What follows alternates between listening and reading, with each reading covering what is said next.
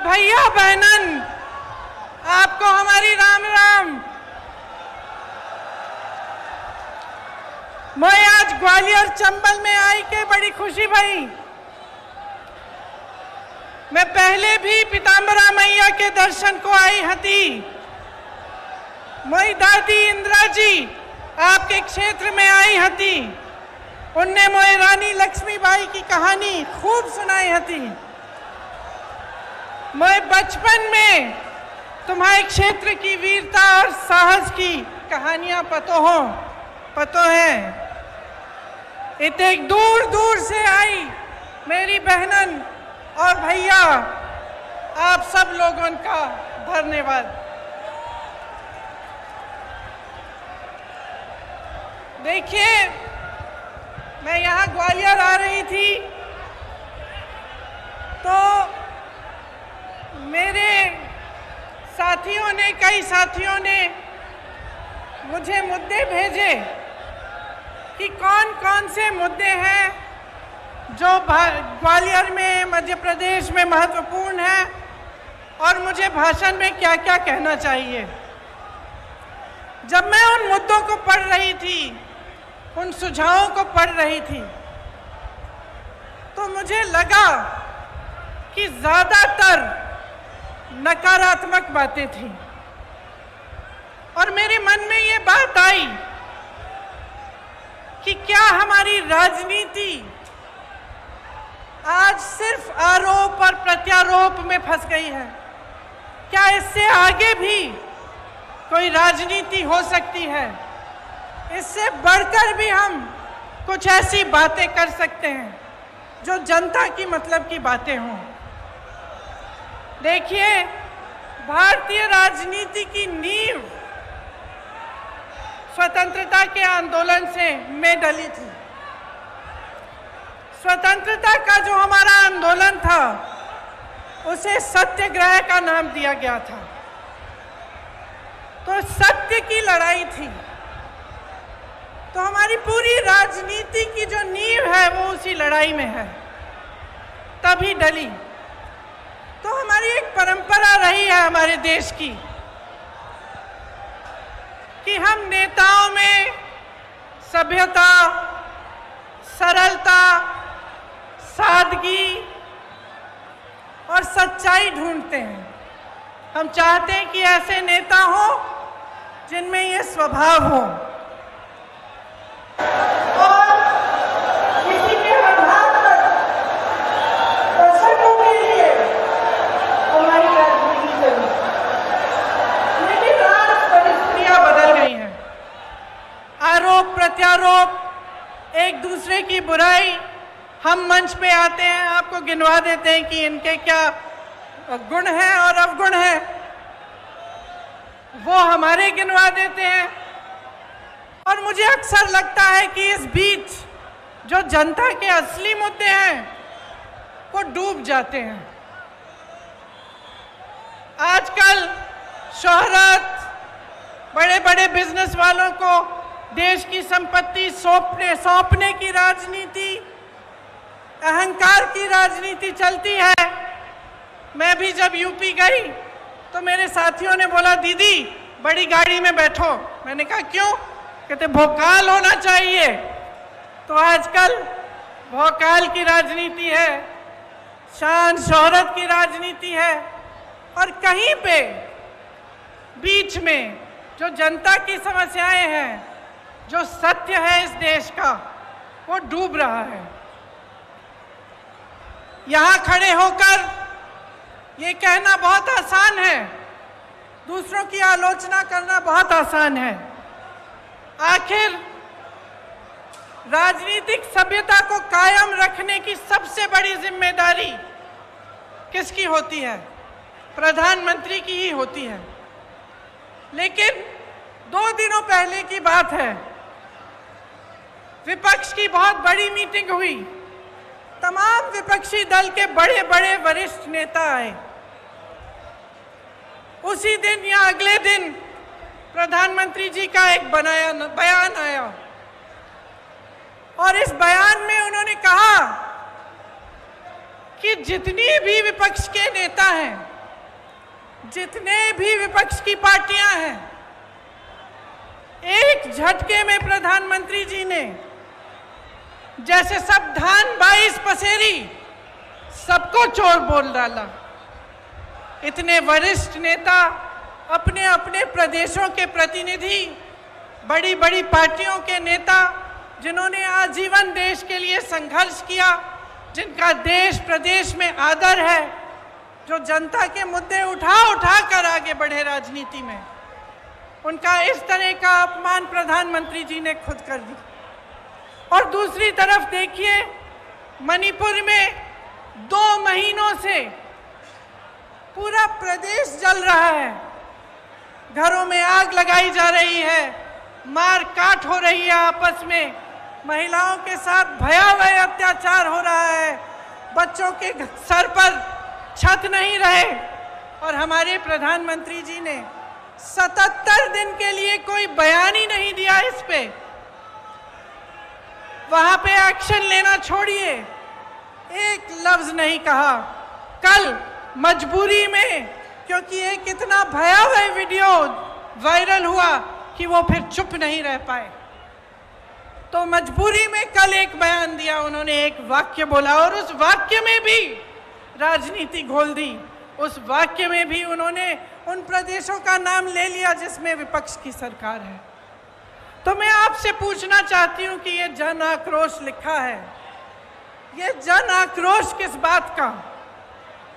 ये जन आक्रोश आपके ही मुद्दों पर है कि नहीं है?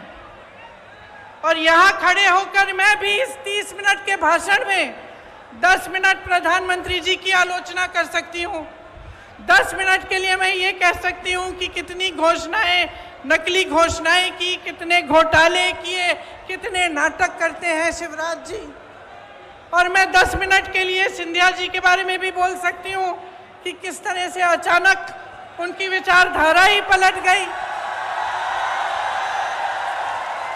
लेकिन आज मैं यहाँ आपका ध्यान भटकाने के लिए नहीं आई हूँ, मैं आपके मुद्दों पर बात करने आई हूँ। और आज जो सबसे बड़ा मुद्दा है आपका, मैं जानती हूँ क्या है, महंगाई का मुद्दा है। सबसे बड़ा मुद्दा आज महंगाई है। और मैं सिर्फ सब्जी, फल, आटा, गेहूं, इस सब की मैं महंगाई नहीं कह रही हूं।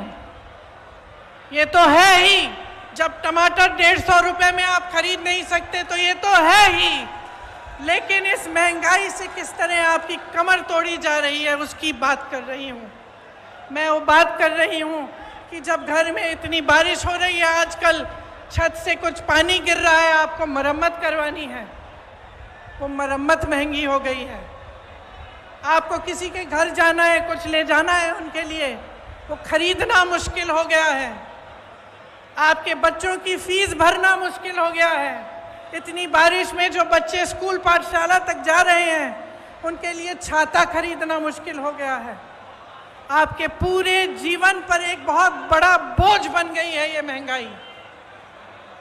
तो ये सिर्फ टमाटर के भाव की बात नहीं है, ये बात आपके जीवन की है कि किस तरह आप गुजारा कर पा रहे हैं, मैं समझ नहीं पा रही हूँ। मेरी बहनें यहाँ बैठी हैं, सबसे बड़ा बोझ इन पर है, समाज का बोझ, महंगाई का बोझ मेरी बहनें उठाती हैं सबसे ज़्यादा। आज रसोई के लिए सामान खरीदना है, तेल खरीदनी है, वो भी नहीं मिलती। गैस का सिलेंडर मिलता तो था, उसमें गैस भरना ही मुश्किल हो गया है।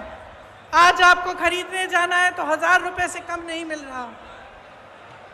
बच्चों की परवरिश कैसे होगी? सुबह उठ के आप अगले दिन का सामना कैसे करते हैं?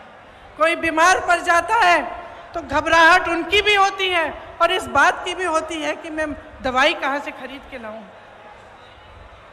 घर पे बीमार पड़ा है लेकिन दुकान जाकर इतनी महंगाई है कि दवाई ही नहीं मिलेगी, मैं क्या करूं? आज ये है आपकी परिस्थितियां। तो इस बीच मुझे उचित नहीं लगता कि यहाँ आकर मैं फिजूल की बातें करूं, मैं दूसरों की बार बार आलोचना करती रहूं। मुझे ये उचित लगता है कि हर चुनाव में, हर प्रदेश में हर गांव में, हर मोहल्ले में जब कोई नेता जाता है तो उसे जनता के मुद्दों पर बात करना पड़ेगा। उसको बताना पड़ेगा कि ये महंगाई क्यों है, कि महंगाई के साथ साथ इतनी बेरोजगारी क्यों है,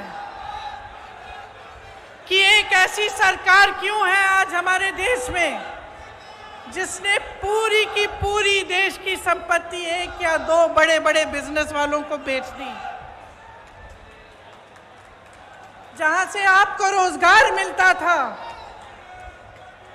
उन कंपनियों को जब इन्होंने अपने मित्रों को सौंपा तो उनको मालूम होगा कि आप बेरोजगार होंगे। आपको रोजगार कहां से मिलता था? पीएसयू से मिलता था, बड़ी बड़ी जो सरकारी कंपनी थी उनसे मिलता था।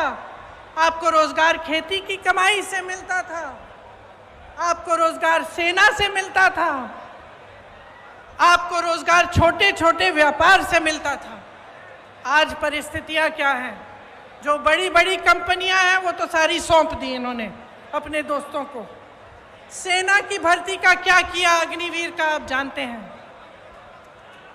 आपका ये जो क्षेत्र है, ग्वालियर का क्षेत्र, रानी लक्ष्मीबाई जी का क्षेत्र है, यहाँ से तमाम वीर जवान जाकर हमारे सरहद पे खड़े होते हैं।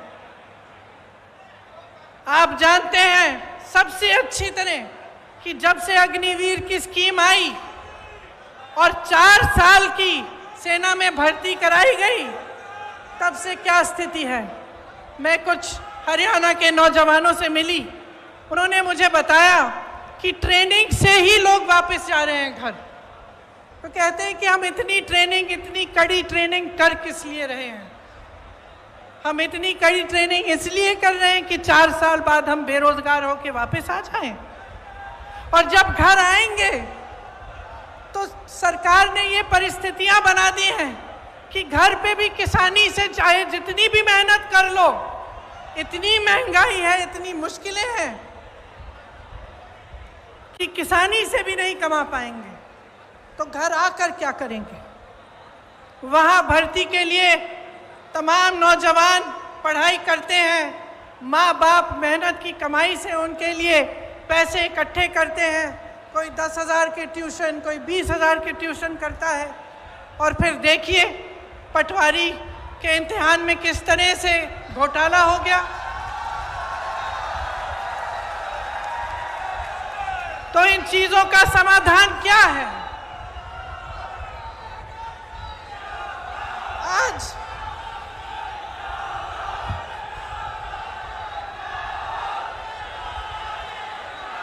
शर्म की बात है, शर्म की बात है कि सिर्फ मात्र सरकारी जो नौकरियां हैं मात्र 21 दी गई हैं पिछले 3 सालों में। 2018 में जब हमारी सरकार बनी थी तब इन्होंने सरकार गिराई। उससे पहले इनकी सरकार 10 सालों से चल रही थी, उससे ज़्यादा। आज 18 सालों से इनकी सरकार है और ये परिस्थितियां हैं। तो चुनाव के पहले ये कहने का क्या फ़ायदा है कि हम फलां स्कीम बनाएंगे, हम महिलाओं को कुछ देंगे, हम नौजवानों को रोज़गार देंगे। क्या फ़ायदा है? 18 साल से तो आप सरकार में रहे हैं, तब तो आपने कुछ दिया नहीं।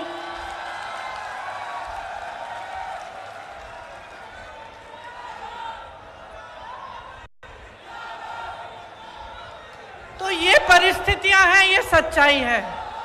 आपके मुद्दे क्या हैं? महंगाई है, बेरोजगारी है। जिस तरह से ये घोटाले पे घोटाला होता जा रहा है, जिसकी बड़ी लंबी लिस्ट है, यहाँ मेरे पास निकालते हूँ क्योंकि इतनी लंबी है कि इतने सारे याद भी नहीं रह पाते। खैर निकाल के बाद मैं बताऊंगी, दिख नहीं रही। तो इन्होंने इतने सारे घोटाले किए, कुछ नहीं छोड़ा, सड़कें नहीं छोड़ी, कुछ नहीं छोड़ा, भगवान की मूर्तियां नहीं छोड़ी महाकाल में।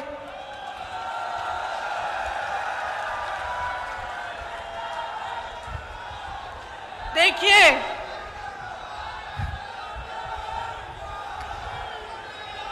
एक बात है, देखिए, दो बातें।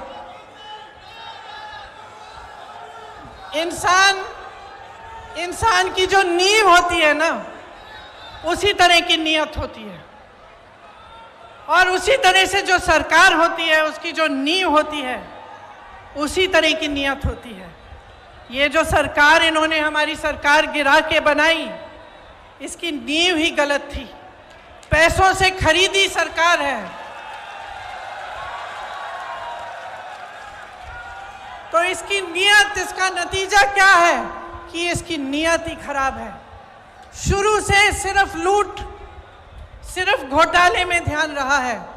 ऊपर से 18 साल से सरकार चली आ रही है।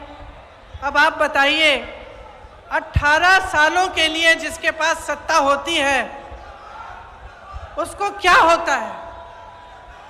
18 सालों से सत्ता में रहने से अहंकार होता ही होता है, और इस कदर होता है कि जो आसपास के अधिकारी होते हैं, जो साथी होते हैं, वो भी सच्चाई नहीं बताते। तो 18 सालों में नेताओं की ये आदत अक्सर हो जाती है कि वो सोचने लगते हैं कि सत्ता तो हमेशा ही उनके साथ रहेगी, और जब हमेशा सत्ता साथ रहेगी तो काम करने की क्या जरूरत है भैया? कोई पूछने वाला तो है नहीं।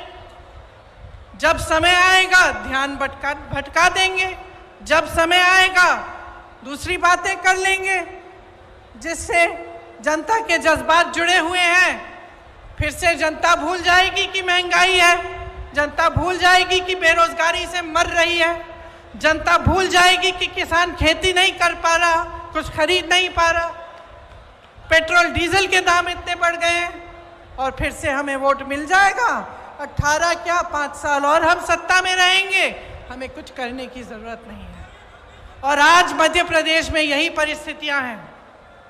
सत्ता की वजह से अहंकार है, सत्ता की वजह से आलस है, और सुन लीजिए, सत्ता का स्वभाव है कि वो इंसान की भी असलियत उभार देती है। ये सत्ता का स्वभाव है। आप सत्ता को एक नेक इंसान के हाथ में दो, वो भलाई करेगा, आपकी सेवा करेगा।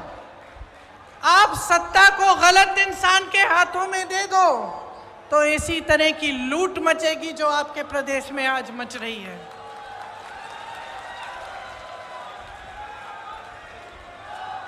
महंगाई, बेरोजगारी से समाज में तनाव बढ़ता है। जब समाज में तनाव बढ़ता है तो अत्याचार बढ़ते हैं, और अत्याचार हमेशा उन्हीं पर होते हैं जो ज़्यादा कमज़ोर हैं। आप सब ने देखा कि आदिवासियों के साथ किस तरह की हरकतें की जा रही हैं। आपने देखा कि इनके शासनकाल में दलितों के साथ कितने अत्याचार हो रहे हैं। महिलाओं की तो हम बात ही ना करें, हर रोज बलात्कार होता है। एक तरफ आपके अखबारों में बड़े बड़े इश्तिहार हैं इनकी सरकार के, और दूसरी तरफ ये खबरें कि किसी भाजपा के नेता के बेटे ने किसी के बलात्कार किया है, उसका आरोपी है, या फिर किसी महिला की छेड़छाड़ की है। तो ये परिस्थितियां हैं। अब आपको समझाना जरूरी भी है, लेकिन मैं जानती हूं कि सबसे ज्यादा विवेक जनता में होता है, सबसे ज्यादा। और मेरी समझ यह है कि जनता कभी गलत निर्णय नहीं लेती। जो भी निर्णय है उसका आदर लोकतंत्र को करना पड़ता है। तो अब समय आ गया है कि आप अपने लिए, अपने भविष्य के लिए एक बहुत बड़ा निर्णय करने वाले हैं। यह निर्णय क्या है कि अगले 5 सालों में क्या आप यही चाहते हैं जो आपने पिछले 5 सालों में देखा? और इस विषय में मैं आपसे पूछना चाहती हूं, मेरे नौजवान भाई बहन, बताइए आप में से कितनों को रोजगार मिला है?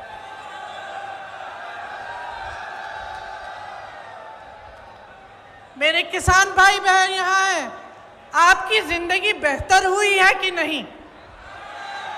नहीं हुई। 5 सालों में आपकी तरक्की हुई है कि नहीं? यहाँ व्यापारी होंगे, छोटे दुकानदार वाले भी होंगे, रेहड़ी पटरी वाले भी होंगे। क्या आपके जीवन में तरक्की आई है कि नहीं? आप कितनी मेहनत से कमाते हैं, कुछ नहीं बचता आपके पास। और जो आप पर सत्ता है, जो जिनके पास सत्ता है, जो आप पर राज कर रहे हैं, आलस के बावजूद घोटाले पे घोटाले कर करके कमा रहे हैं। बड़े बड़े आलीशान महल हैं उनके, बड़े बड़े बिजनेस वालों के साथ घूमते फिरते हैं, लेकिन आपके पॉकेट में, आपके जेब में एक पाई नहीं बचती। आज ये अभाव है तो इसलिए है क्योंकि आप जागरूक नहीं बने हैं। मैं आप ही को दोषी ठहराऊंगी कि आपकी जागरूकता में कमी है। आप नेताओं से सही सवाल कर नहीं रहे हैं। आप नेताओं से पूछिए कि इतने घोटाले क्यों हो रहे हैं, कि आपने 22,000 घोषणाएं की, उसमें से क्या आपने 2,000 भी पूरी की? आप क्यों नहीं पूछ रहे हैं कि ये 20-25 घोटाले, इनकी जो लिस्ट है ये हर रोज बढ़ती कैसी चली जा रही है? आप ये नहीं पूछते कि आपके लिए इतनी महंगाई और इस देश के जो बड़े बड़े उद्योगपति हैं, जिनको इन सरकारों ने आपकी संपत्ति दे दी है, उनकी कितनी कमाई है? मैं बताती हूँ। 1600 करोड़ रुपए एक उद्योगपति एक दिन में कमा रहा है, जिसको इस देश की संपत्ति दे चुके हैं। 1600 करोड़ रुपए एक दिन में, और इस देश का किसान एक दिन में 27 रुपए नहीं कमा पा रहा। तो आज मैं आपसे पूछना चाहती हूं, बदलाव चाहते हो कि नहीं चाहते हो? आप एक ईमानदार सरकार चाहते हो कि नहीं चाहते हो? आप इस सरकार को हटाकर एक ऐसी सरकार बनाना चाहते हो जो आपके लिए दिन रात एक करके काम करे कि नहीं? आज 1600 युवा बेरोजगार हैं प्रदेश में। 1600 युवा आत्महत्या कर रहे हैं बेरोजगारी की वजह से। युवा जो होता है वो आशा रखता है, महत्वाकांक्षाएं होती हैं उसकी, माँ बाप के लिए कुछ करेगा, कमाएगा, घर में जो बच्चे हैं उसकी परवरिश करेगा। आज वो सारे सपने तोड़ दिए हैं। क्या आप ऐसी सरकार चाहते हैं जो रोजगार दिलवाए, जो आपको मजबूत बनाए, जो मध्य प्रदेश के नौजवानों को अपने पैरों पे खड़ा करे कि नहीं? मैंने उत्तर प्रदेश में एक नौजवान से पूछा कि बेटा, ये जो राशन की बोरी तुम्हें दी जाती है, तुम्हें ये चाहिए कि तुम्हें नौकरी चाहिए? मैं सबसे पूछती थी, एक ऐसा नौजवान नहीं था जिसने कहा मुझे राशन की बोरी दो। एक नहीं था। जितने भी नौजवान थे, चाहे जितने गरीब हों, चाहे छोटे छोटे से घर में रहते हों, वो सब कहते थे हमें रोजगार चाहिए, हमें नौकरी चाहिए, हम अपने पैरों पे खड़े होकर अपने परिवार के लिए खुद कमाना चाहते हैं।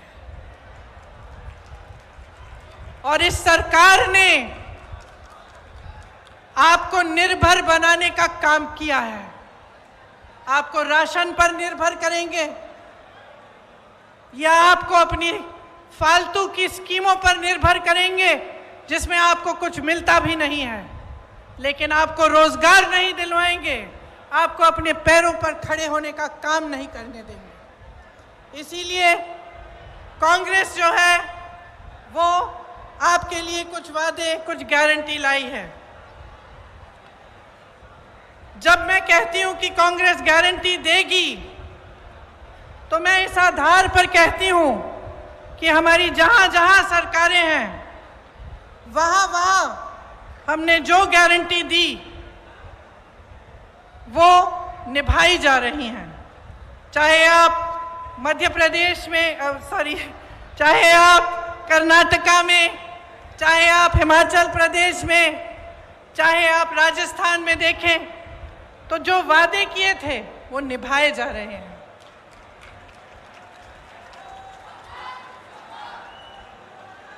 राजस्थान में, छत्तीसगढ़ में, हिमाचल प्रदेश में पुरानी पेंशन की स्कीम लागू है। जब आप सरकारी नौकरी लेने जाते हैं तो उसमें सबसे बड़ी चीज क्या होती है? जीवन के लिए सुरक्षा। मतलब कि नौकरी 20-25 साल नौकरी करने के बाद आपको पेंशन मिलेगा, आपको एक सहारा मिलेगा। वो सहारा आज नहीं मिलता सरकारी कर्मचारियों को। सरकार कहती है पैसे नहीं है इसके लिए। तमाम सरकारी कर्मचारी परेशान हैं। इनके पास बड़े बड़े उद्योगपतियों के लोन माफ करने के पैसे हैं, आपके पेंशन देने के पैसे नहीं हैं। इसीलिए जहां जहां कांग्रेस की सरकार है वहां वहां पुरानी पेंशन आज लागू है, क्योंकि हम आपका आदर करते हैं। हम समझते हैं कि जो सरकारी कर्मचारी है, जो दिन रात सालों के लिए सेवा करता है, उसके लिए बुढ़ापे में भी सहारा होना चाहिए। और यहाँ पे भी एक घोषणा ये है, गारंटी, कि पुरानी पेंशन यहाँ भी लागू होगी। मेरी बहनों के खातों में हर महीने सीधे 1500 रुपए डाले जाएंगे। जो गैस का सिलेंडर आज आपको 1000 रुपए से कम में नहीं मिल रहा है, आपको 500 रुपए में दिलवाया जाएगा। 100 यूनिट बिजली आपको माफ होगी, मुफ्त में मिलेगी। और 200 यूनिट पर बिजली बिल आधी की जाएगी। जो किसानों के कर्ज माफ करने का काम हमने 2018 में शुरू किया था, वो नई सरकार अगर कांग्रेस की बनेगी तो उसे पूरा करेगी।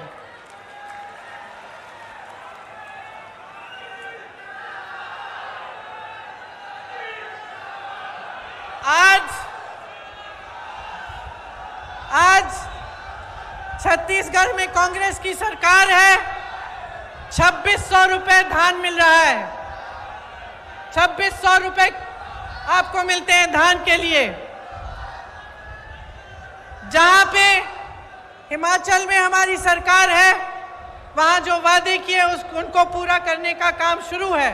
कर्नाटका में कहा था कि महिलाओं को बस में यात्रा मुफ्त में मिलेगी, आज महिलाएं मुफ्त में यात्रा कर रही हैं। तो इस बार मध्य प्रदेश में मुझे लगता है कि प्रचंड बदलाव की लहर है।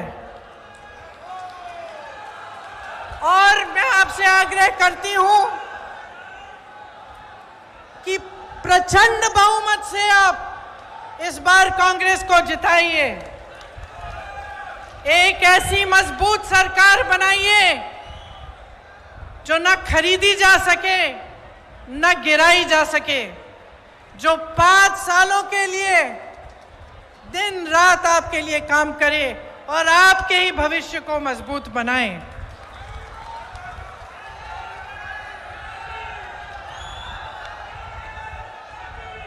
एक ऐसी राजनीति लाइए अपने प्रदेश में जो आपके भविष्य को मजबूत बनाने के लिए आपकी समस्याओं को सुलझाने का काम करे। आपकी जितनी भी छोटी छोटी समस्याएं हैं और जितनी बड़ी समस्याओं से आप जूझ रहे हैं, उनको सुलझाने का काम पहले दिन से शुरू होना चाहिए। और कमलनाथ जी से मैं अपनी तरफ से एक छोटी सी मांग अपनी तरफ से भी करना चाहती हूँ।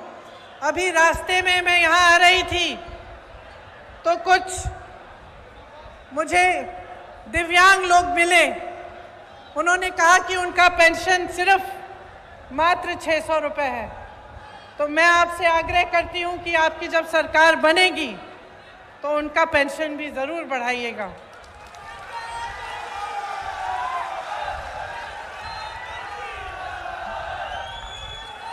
देखिए, ये ग्वालियर चंबल की धरती है।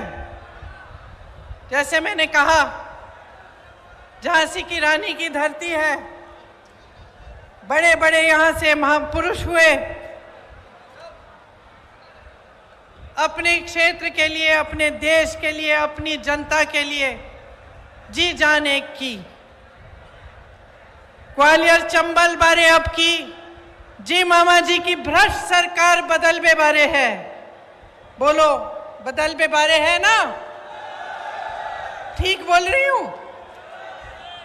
और बोलूं आपकी भाषा में? एक बार हमारे संगे जोर से बोलो, भाजपा जाए बेबारी है, कांग्रेस आए बेबारी है।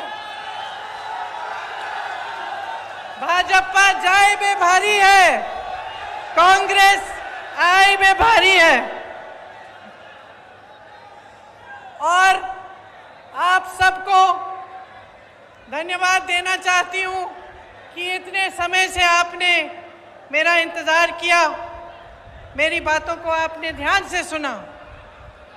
मैं आशा रखती हूं कि आप इन बातों को भूलेंगे नहीं, और चाहे जिस भी पार्टी का नेता आपके सामने आए, मंच पे खड़ा हो, आप उससे ये जरूर पूछिए कि आपके मुद्दों पे बात करें और आपके लिए वो क्या करेंगे। तो आप सबको बहुत बहुत धन्यवाद। जय हिंद।